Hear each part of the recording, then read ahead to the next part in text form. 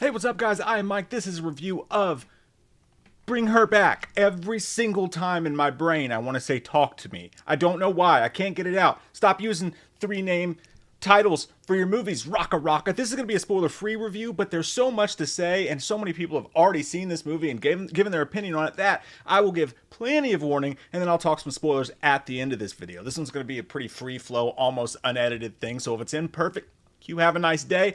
Say hi to your mother for me, but I'm kind of in a rush here.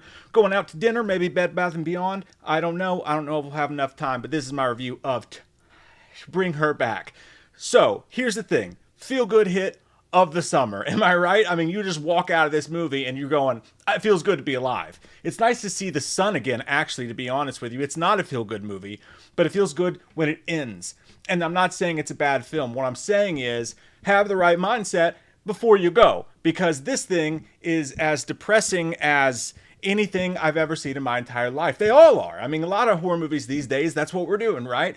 You're going to grab the grief and the trauma and you're going to squeeze the shit out of it. And that's basically what they've done again. Talk to Me did the same thing. I'd say that Bring Her Back is even worse and more so depressing, because in Talk to Me, they did have like the teenage angle and people are having fun at parties, but they're not double jerking people. They're just, having a good time. Or maybe they are, whatever you're into. I don't judge. But yeah, in this one, it is the base plot line, which the trailers barely gave anything away, so I won't either in the first part of this. But yeah, this family is going through a rough time, and they end up at a foster mother's home, and she's like Miss Lippy depression. Miss Lippy from Billy Madison? Just like licking the glue like crazy. The woman who doesn't adopt them, but their foster mother is basically Miss Lippy depression era is what's going on. This lady is like spending an hour and a half with Miss Carmody from The Mist mixed with Miss Lippy in some weird fashion. But all the actors in the film did a great job. There's no problem, no issues there, whatever. Is the movie scary? That's what you want to know, Jim. And I will say it's far more shocking than it is scary. There's one particular character in this, and I'll just call him Munch Munch, just not to give any spoilers away, who is absolutely going to be one of the most memorable horror characters of the entire year. I love what they did with that whole thing. Creepy, messed up in all the ways, all the fixins. This thing is messed up, okay? Totally messed up. You've got all your cult and tribal horror stuff somewhere in the background there, maybe not. And it's not specifically scary, It's definitely not like it's not like sinister type of scares or anything like that.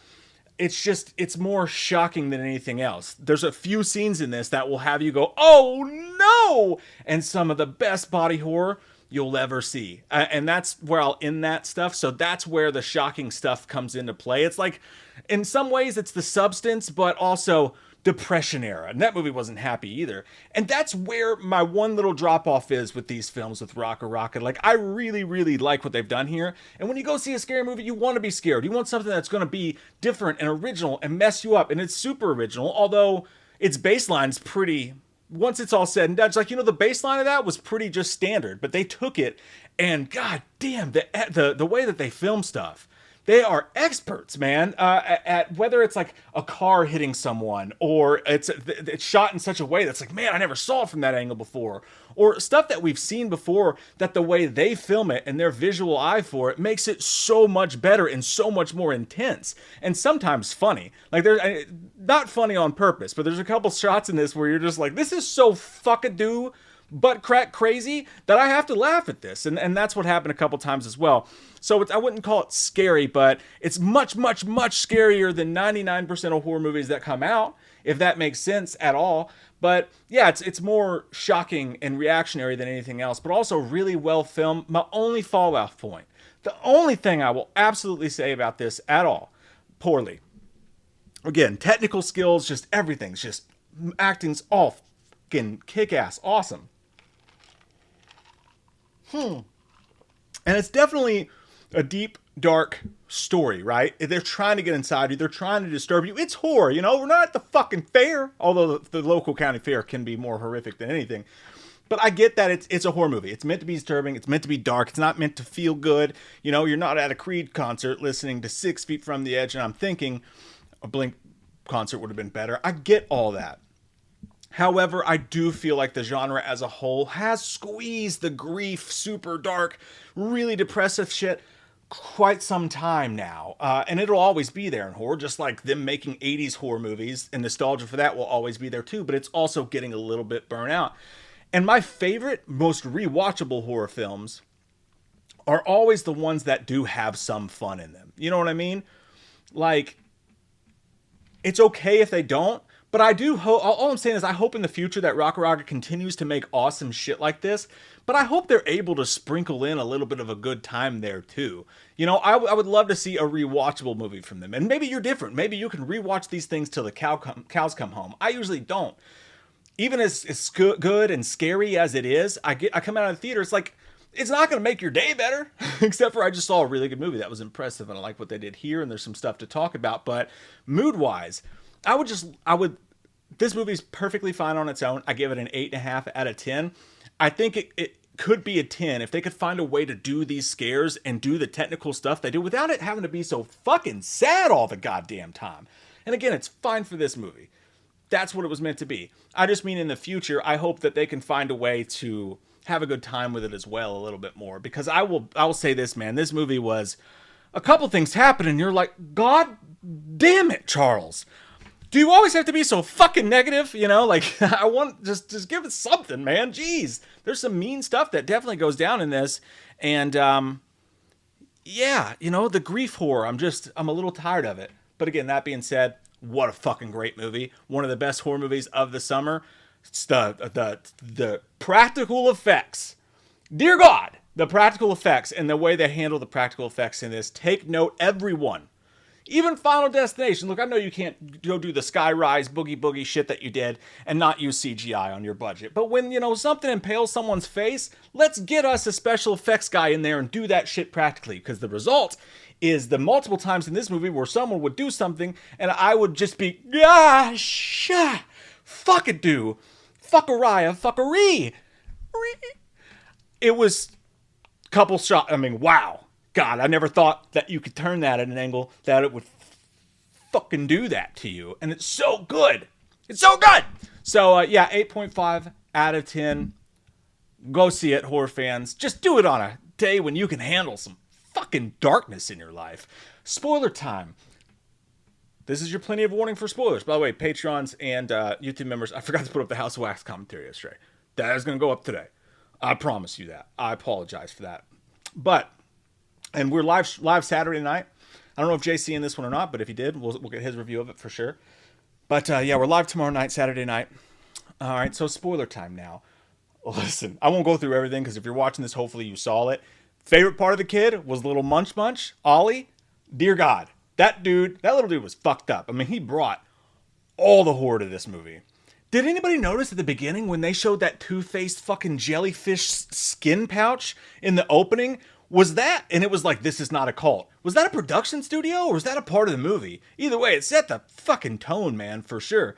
And again, at the end of the day, this was all super simple. Like, she had a videotape, right? Her daughter drowned in the pool. Miss Lippy's daughter drowned in the pool. Miss Lippy's daughter drowned, that's fucked up, in the pool. And she's trying to bring her back to life. I was worried that would be corny, kind of like Pet Sematary, too much-ish. But they did it really well, I felt like. So she has this like how to do magic at home video cassette tape, right? And she's watching it. She's making Ollie watch it. And basically she kidnapped this kid. She did the first ritual and she puts the demon, she calls it an angel, but we are onto your shit, Mrs. Lippy.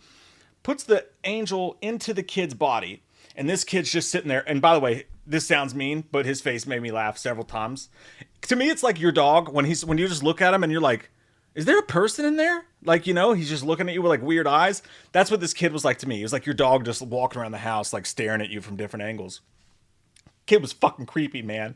And the shit that he did, like, so as he turns into this demon, I think she starves him in a sense. And then basically the plan is to get him to eat her daughter's dead body, which is frozen. She's kept it frozen like Walt Disney's head in the freezer, and get him hungry enough, get him ready to go. She adopts the little blind girl and her brother, who I liked him a lot, by the way, and the girl was great too. Both great actors in this. Nailed it. But, and she's gonna she's gonna basically take that blind girl and put her dead blind daughter's soul in her using Ollie, the demon baby biscuit taxi driver. If you saw, this probably makes sort of sense, right? But yeah, and then when he eats that face, God, it's disgusting. But really, really, dude, I mean, there's so many moments. And it's just like what Talk to Me when that kid's bashing his fucking face against the desk. There's so many of those in this. Specifically when he takes the knife and he sticks it in there and it's turning it like that. And dude, that was holy biscuit fuck. And then those sick bastards made us watch the rest of the film with his teeth all fucking separate. And the goddamn, it's like one of those commercials you see back in the day, but like live action. Just nasty. How dare they? I can't say that because it's a kid. He did something to that butcher's knife that Michael Myers wouldn't even have the gall to make someone do. Fuck, that was sick. And then later on, like a dog, he starts chewing the fucking wood and you can see his teeth breaking. Oh my God, they know what to do with that. They know how to make you uncomfortable as shit. Also, the car wreck scene, it was so good. He brings that the CPS lady to the house and you're thinking they're going to get away, but you know they're not. And the angle at which that car hit those two and she goes, whoa, like flying away like in Spawn when he's like, Theo it Wanda's. Like that's how she got hit by the thing. And that was awesome too. That was so good. And then the end, to end it up that fucked up where she's just in the pool like, pretty little, the kid from Dumb and Dumber, pretty bird, and laying in the pool with her kids. That was fucked up and gnarly. But the thing that pisses me off most about this movie is, obviously, did it have to be so... Like the body, I think the body horror shit and the way that they filmed, even like there was some jump scary stuff in that, and the idea of it and the videotapes, I think you can take all the really cool shit in this movie and then strip away the super ultra depression grief and put a little bit of a funner vehicle around it, and I still think it works. People are going to poop on me for that, but I really do. If you think about it, I don't think it needed all that to be scary or to be shocking or whatever. But that's just me. But yeah, obviously the kid dying, when the teenage kid dies, it's like, dude, that's such fucking bullshit. All right, these guys have been handed the cards of life, like straight from the troll under the goddamn bridge, and he wiped his ass before he chocolate covered pretzeled them with the cards of life. Did the kid really need to die? Couldn't he have just survived and they had gone on and moved in together? The movie's already fucked up and mean enough. And when we've seen dead kids having their faces eaten off, I don't need for that teenager to die. I just thought that was an extra step of just like, you know, I'm not mad about it. I'm not offended. I'm not like, how dare horror movies kill people? But just, I don't get why it was necessary either. I sure don't get why it was necessary. So what do you guys think about all that stuff? I laugh my ass off at the scene where he's in the kitchen just eating everything. And then the motherfucker runs out and his little belly's all the way out. Hilarious. Creepy as hell. I love the effects they did on that kid and how scary he was. That's what I meant by like, I'm not going to say like horror icon, but like imagery of the year, horror characters of the year. That guy is right up there. That little Ollie fuck is disgusting. I loved it. So yeah, 8.5. That's my review for Talked. Bring Her Back. What'd you guys think of it? Comment down below. Let me know. I love fucking faces. We'll talk soon.